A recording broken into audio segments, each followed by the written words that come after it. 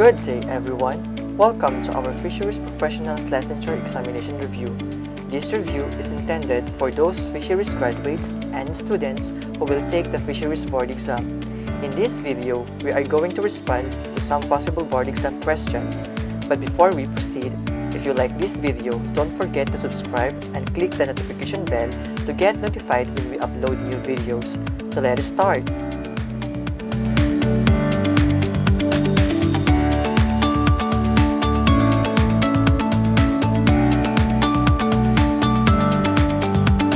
Number 16. Which of the following fisheries administrative orders establishes the fisheries management areas or FMA for the conservation and management of fisheries in Philippine water? A. FAO number 254. B. FAO number 255.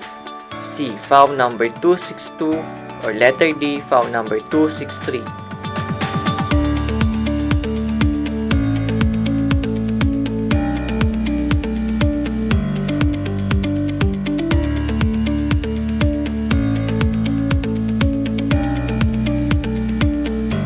The answer for this question is letter D, FAO number 263.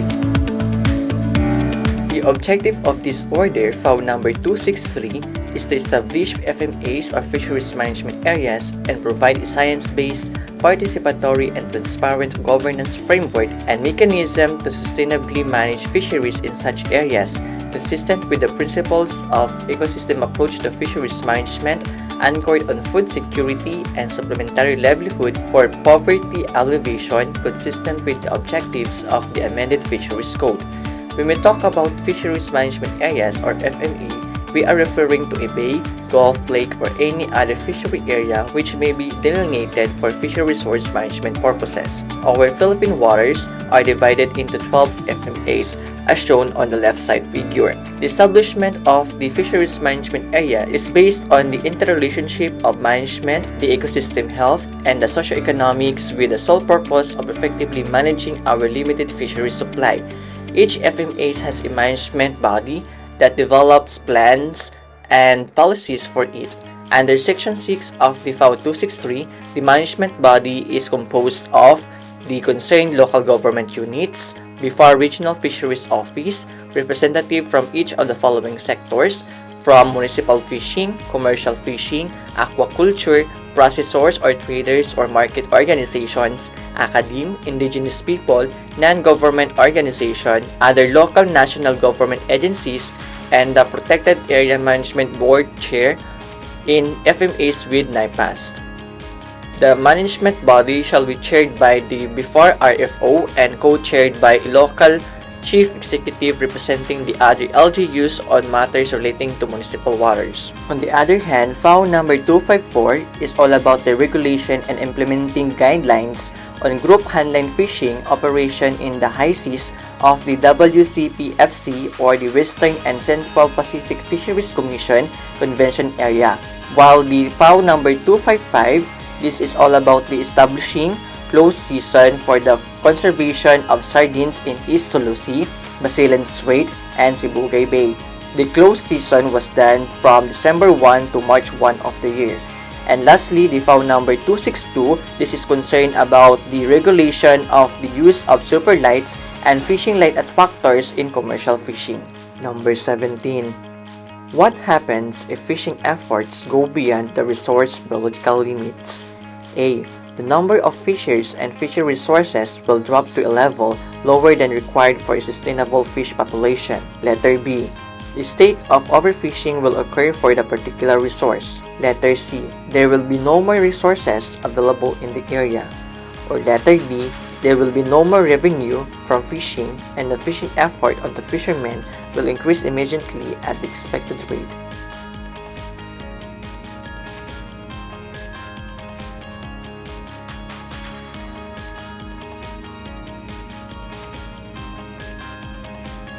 The answer for this question is letter B. A state of overfishing will occur for the particular resource. Number 18.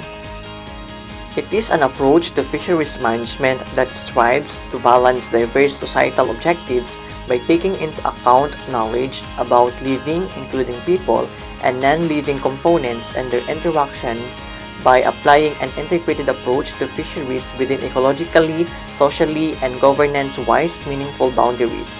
What do you call to this approach? A. CRM. Letter B. Turf and Reserve. Letter C. EBFM. Or letter D. EAFM.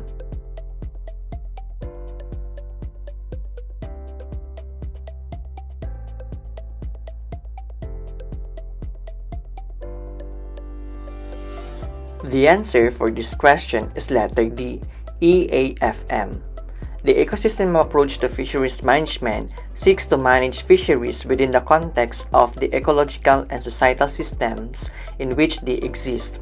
Recognizing the need for an ecosystem approach stems from the increased understanding of fishery systems holistically, the interaction within and among fish species, the habitat and broader ecosystem, the fish and fishers, fishing communities, and broader social, economic, and governance systems supporting and influencing them. Meanwhile, Coastal Resource Management or CRM is all about the sustainable use and management of coastal resources.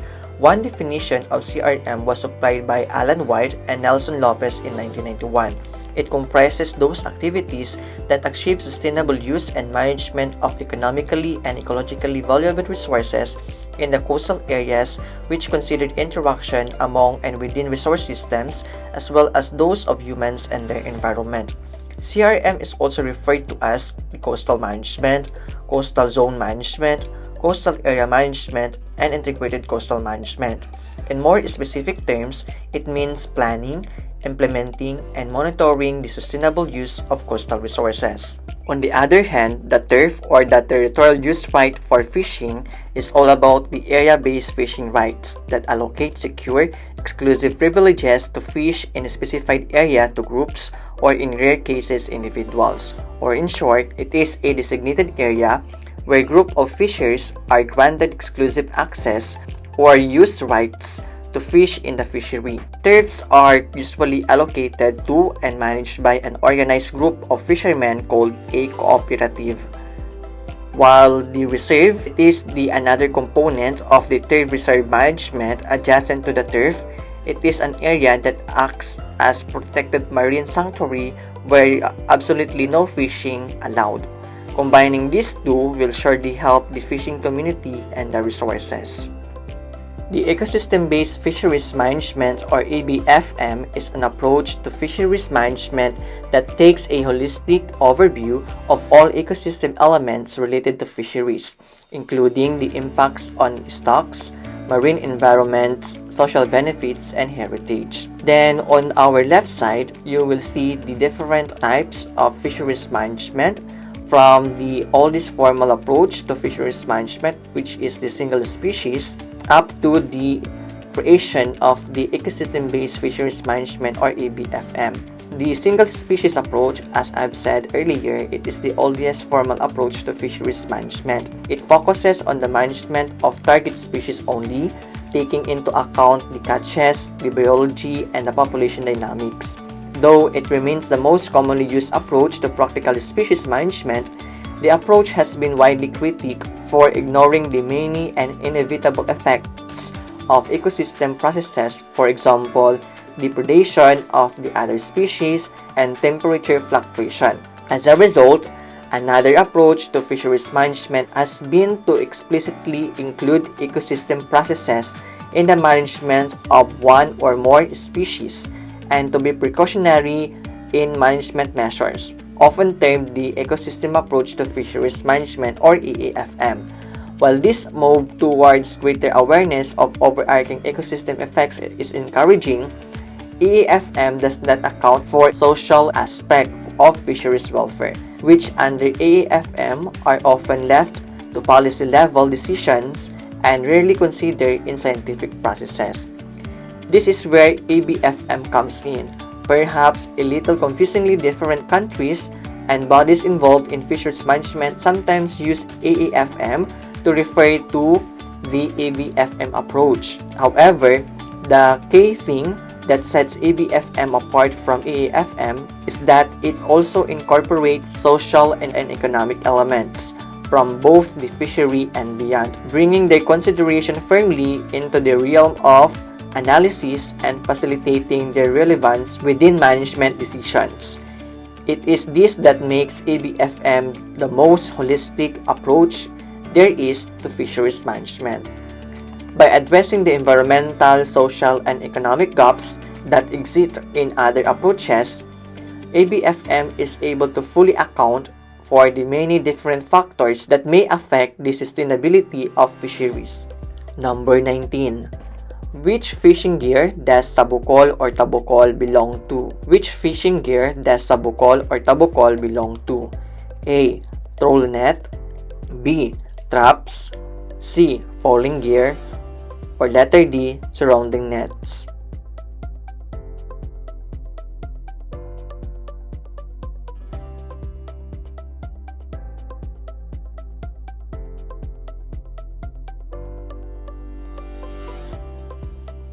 The correct answer for this question is letter C.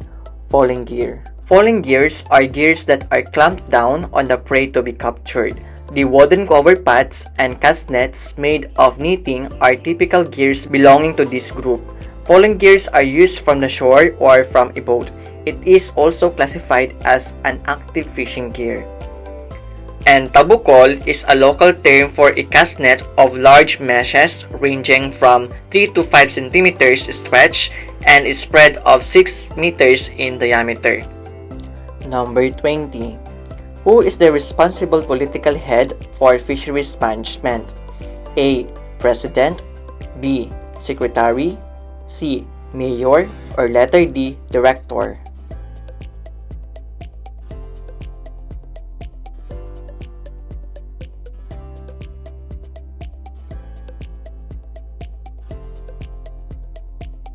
The answer for this question is letter D. Director. The before National Director for this year is no other than Director Demosthenes R. Scotto. Number 21. It is a type of capture fisheries that is labor-intensive using small crafts and little capital and equipment per person on board. It is most often family-owned, may be commercial or for subsistence. This is known as blank. A. Industrial fisheries, B. Artisanal fisheries, C. Small-scale fisheries, or letter D. Traditional fisheries.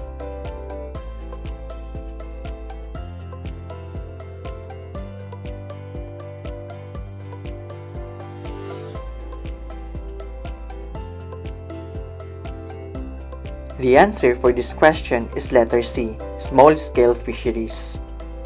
Capture fisheries are extremely diversified, comprising a large number of types of fisheries that are categorized by different levels of classification.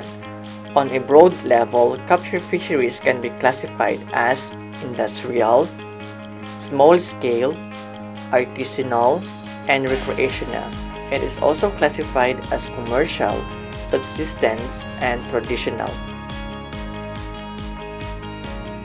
Industrial type of capture fisheries is a capital-intensive fisheries using relatively large vessels with a high degree of mechanization and that normally have advanced fish finding and navigational equipment.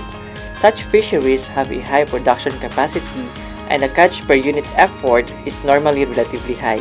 In some areas of the world, the term industrial fisheries is synonymous with fisheries for species that are used for reduction to fish meal and fish oil.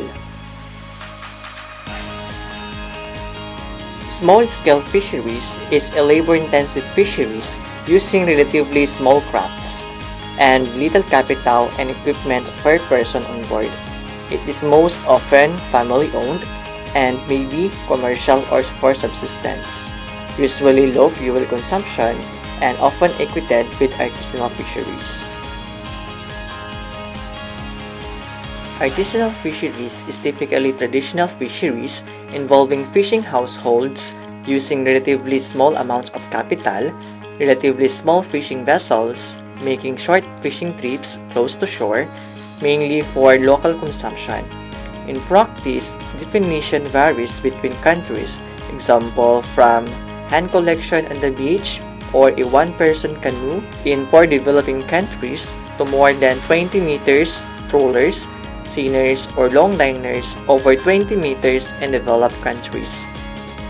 Artisanal fisheries can be subsistence or commercial fisheries, providing for local consumption or export. Sometimes referred to as small-scale fisheries, in general, though by no means always, using relatively low-level technology. Artisanal and industrial fisheries frequently target the same resources that may give rise to conflict. Next is recreational fisheries. Recreational fisheries or sport fisheries refers to the harvesting of fish for personal use, leisure, and challenge. Example, as opposed to profit or research. Recreational fishing does not include sale, barter, or trade of all or part of the catch. Next is the commercial fisheries. It is a fisheries undertaken for profit and with the objective to sell the harvest on the market through auction halls, direct contracts, or other forms of trade. Subsistent fisheries. Subsistent fisheries is a fishery where the fish caught are shared and consumed directly by the families and kin of the fishers rather than being bought by intermediaries and sold at the next larger market. Pure subsistence fisheries are rare as part of the products are often sold or exchanged for other goods or services. And last, the traditional fisheries. It is a fisheries established long ago, usually by specific communities that have developed customary patterns of rules and operations. Traditional fisheries reflect cultural traits and attitudes and may be strongly influenced by religious practices or social customs. Knowledge is transmitted between generations by word of mouth. They are usually small-scale and/or artisanal. Number 22. A few of the issues in Philippine fisheries are loss of marine biodiversity, declining fish stocks, loss of revenues and benefits from fisheries, and coastal resource use. As a result, what are the contributing factors to these problems? 1. Overfishing. 2. Illegal and destructive fishing. 3. Coastal and habitat degradation. Or 4. Siltation and pollution. A. 1 only. B. 1 and 2. C. 1, 2, and 3. Or letter D. 1, 2, 3, and 4.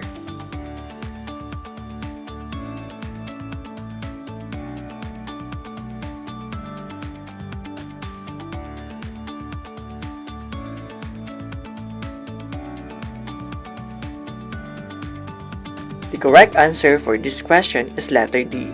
1, 2, 3, and 4. Number 23.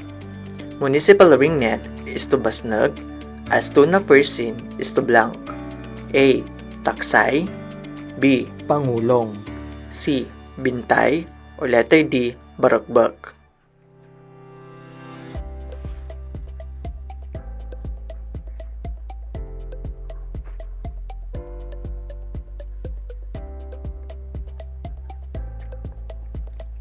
The answer for this question is letter B. Pangulong. Persin. Persin is a net where the bunt or brealing part is generally located at the end of one of the wings. It is like a long wall, the waving of almost uniform size hanging between the float and the lead or sinker line, and it is operated by encircling a school of fish where the bottom is closed through a purse line and purse rings attached to the lead line by bridles. The target species of this fishing gear are those pelagic species of all sizes from small sardines to the large tunas. The main negative impact is the incidental capture of dolphins in certain fishing areas. Special techniques have been developed to reduce bycatch of dolphins. Moreover, here are some of the active fishing gear with their corresponding local names, and some of these are banned across Philippine waters.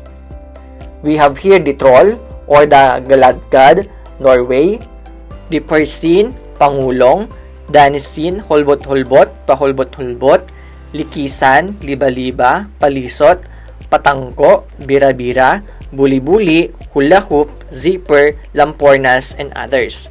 Then we also have here the ring net, or also known as the kubkob, pangulong, kalansisi, the drive-in net, paaling or kayakas, round hole scene or the sapyaw or lawag, motorized push net known as sudsod, and the bag net or the basnag or sakrit.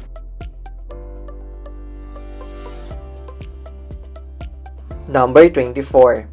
This regulation prohibits the collection of immature organisms and imposes limits to the size and amount or volume of catch for any given period. It is important to have some basic knowledge regarding the growth rate and average size and sexual maturity of the species being regulated. This is known as blank. A. Closed season. B. Limiting factors. C. Catch quotas. Or letter D. All of these.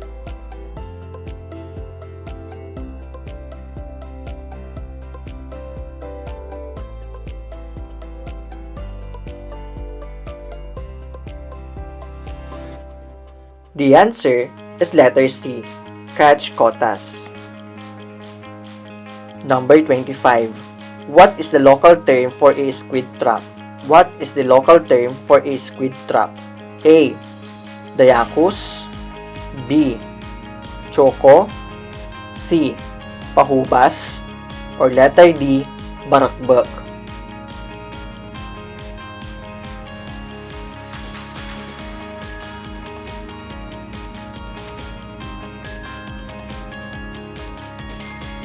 Letter B is the correct answer for this question. The word dayakos refers to a cinnamon filter net operated in river mouths for taking alamang or small shrimp during flood and hipon or large shrimp during eve. In Laguna de Bay, the term refers to an impounding net similar to a drag seine, which is middled or split at several points until enclosed space is reduced to a very narrow, elongated enclosure. The fish are then picked up by hand, and in the province of Ilocos Norte, dayakos is a term for deep nets. Next is the pahubas or pahibas.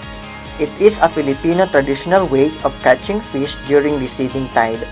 The fish caught in the net is paralyzed by hitting with the back of the bolo. This soft strike paralyzes the fish to avoid being pricked or stung by their spikes. Species caught are usually kitong or scad and other pelagic species. Hubas in Bisaya means ebb tide. Barokbok is a model Filipino bamboo fish trap from the province of Cagayan. It is used for catching udang or freshwater shrimp, gobies, eels, and others. It is fished with broiled darak or rice bran or corn husk baits. It is set in rivers and streams in groups of 3 or 5. All the trap openings are positioned opposite the currents. Barokbok is similarly with the bubu, however it is much smaller, measuring about 43 cm from base to tip with a diameter of 35 cm. Question number 26. How do government address the contributing factors to the core problems of the Philippine fisheries? 1. Have efficient law enforcement. 2. Maintain a high level of public awareness of the implications of the various issues. 3. The government must provide both financial and technical support to the fisher folks. 4. There must be a rudimentary coordination system for fisheries management. A. 1 only. B. 1 and 2. 3. 1, 2, and 3. Or letter D. 1, 2, 3, and 4.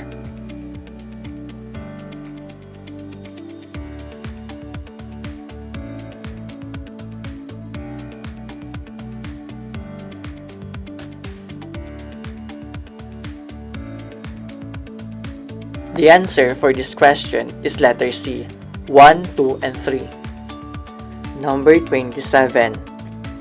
Fishing lights are one of the types of fishing aids that fishermen nowadays use to attract their target species much more easily. For a long time, it has been known that a light attracts fish shrimp, and insects at night.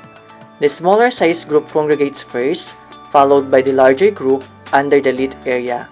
This behavior of fish has led fishermen to use light in the operation of their gear in order to increase their catch. So, what is the best or ideal fishing light? A. Must have a low intensity. B. Emit its light in a color similar to fish's space. Letter C. Be powered by a battery. Or letter D.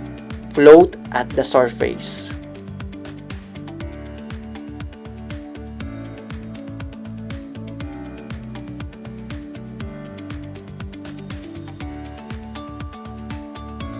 The answer for this question is letter B.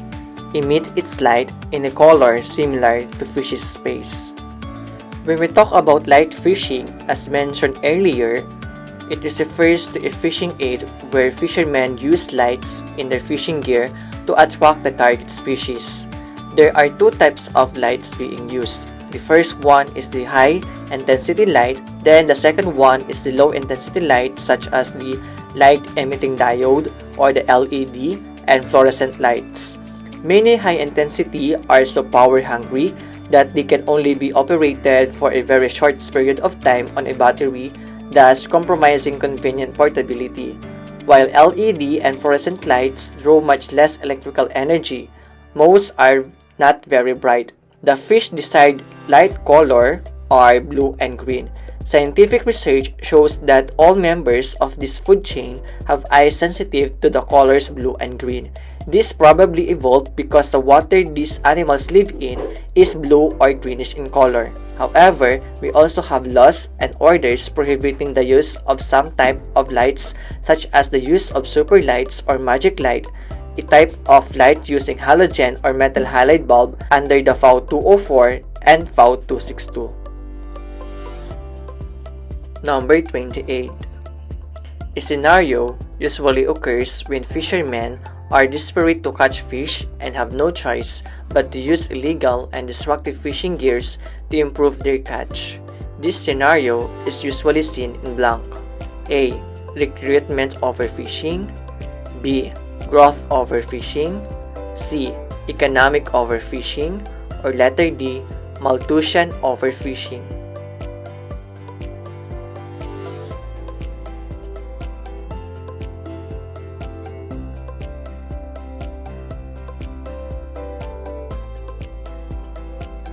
The answer for this question is letter D, Malthusian overfishing.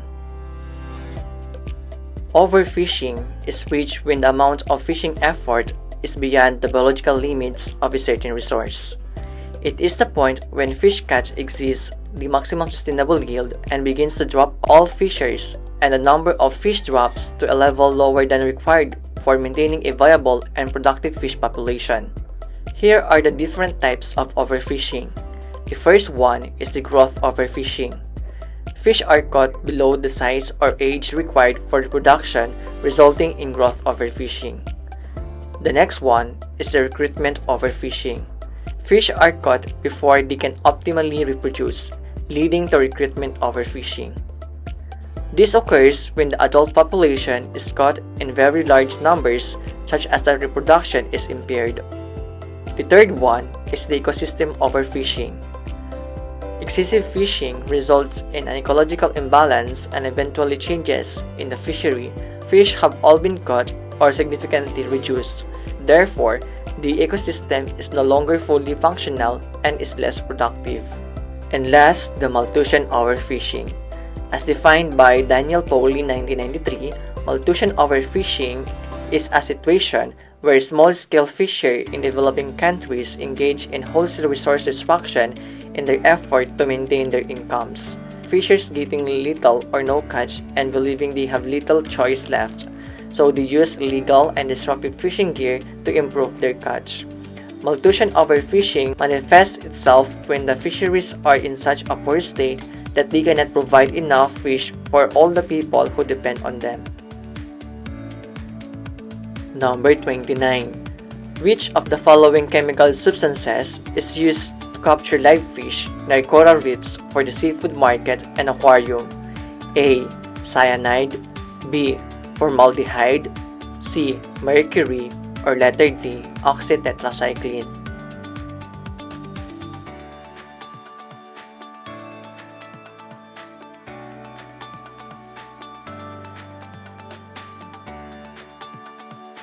The answer for this question is letter A. Cyanide.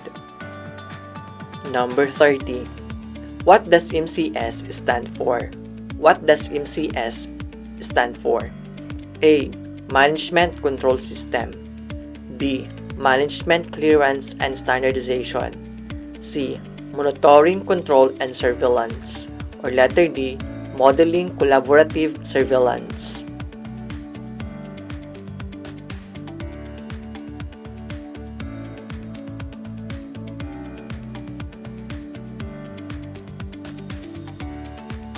The answer for this question is letter C.